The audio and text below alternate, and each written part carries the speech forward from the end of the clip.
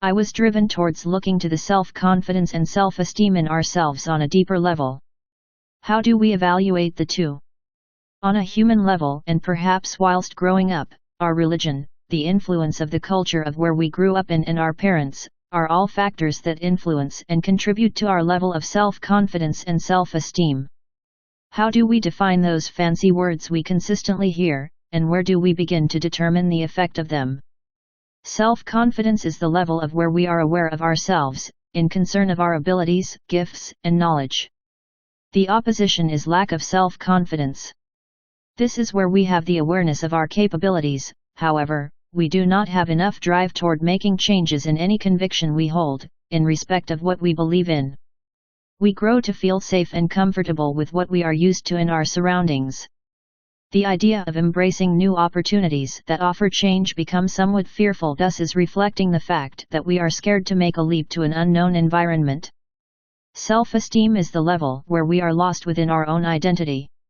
It is a common trait for most of us that we tend to sit in the back seat, allowing other people to take control of what, in reality, should be our own decisions, allowing ourselves to become dependent on others to handle our affairs. This will most likely lead us into becoming a doormat for other people to toss us around in order to meet their own selfish ends. Does this make any sense to you?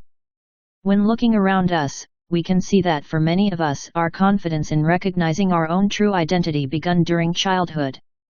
This is not a natural characteristic of which we are born with. We can see an increasing amount of the younger generation of our society attempting to imitate a star, of whom they idolize. This is not a mere phase through which they may be passing. In many ways, this is an attempt to disguise their lack of confidence in themselves by trying to portray a new look or face to other people, from whom they are striving to gain approval or recognition by pretending to be someone they are not. Imitating a star is nice, but not at the expense of your own body, health, or spirit being damaged in the process.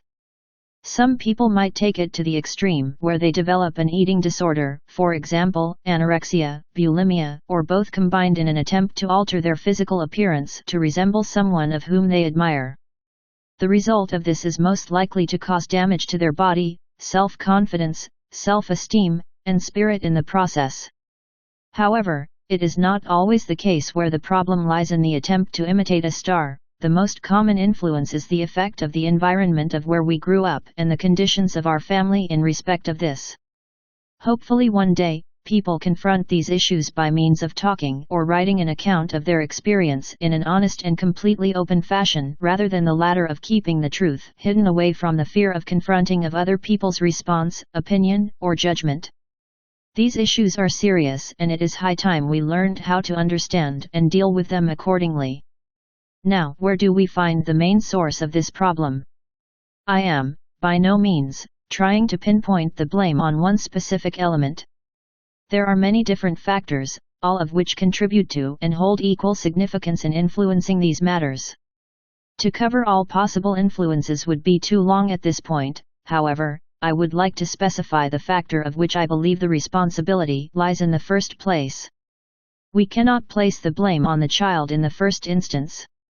The parents may benefit from looking into this problem more seriously and carefully than what might they think. We are sometimes hasty when bringing a child into this world. When two people unite, they may not be ready for the relationship in itself, irrespective of handling the responsibility that raising a child carries. The couple should take the time when learning to better understand each other before dealing with the overwhelming excitement in the event of a newborn baby arriving into their lives. This factor will take effect, resulting in the couple neglecting the importance of nurturing their own personal relationship with each other. In many instances, the gap between the couple will become increasingly larger and wider.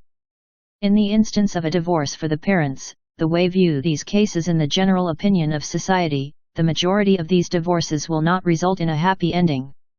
All the frustration, anger that has accumulated as a result of the void in the parents' relationship, of which they created on their own behalf, is placed on the child. That child is sensitive to all of which happened between his parents. He or she is very aware of the fact that it is through faults of their own that the problems occurred in the first place. When a child is between ages of 5 to 10, it is these years that are the most crucial years when he will require the security and support from his parents to maintain a healthy development and growth in terms of his self-confidence and self-esteem. In a situation where the family is dealing with the upheaval of a divorce, each parent will try to push that child towards taking their side. This plays a huge part of all of these issues. It is the intervention of our human ego. Where is our personal responsibility? When we talk to the parents as individuals from both ends, in many instances the immediate response is to excuse themselves by placing the blame upon the effect of the circumstances in which they grew up. Is it the time to heal that part of your life before evolving a new soul in the process? Well, think about it. We all had in one way or another good and the bad experiences when growing up.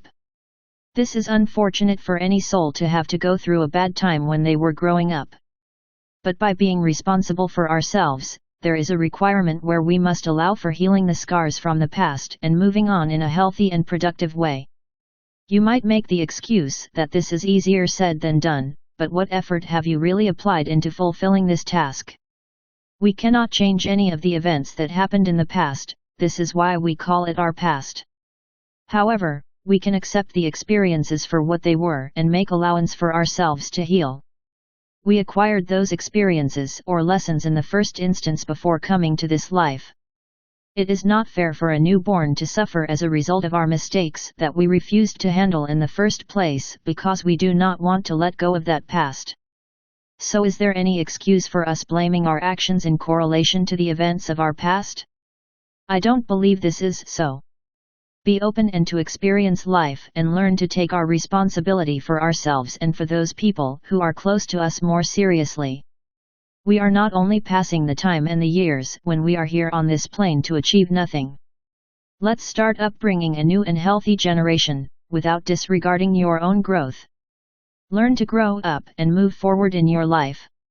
I chose to tackle a range of different subjects here in this article because there is a great deal to be said on these different subjects. Hopefully, we will tackle each one of them in this healing section.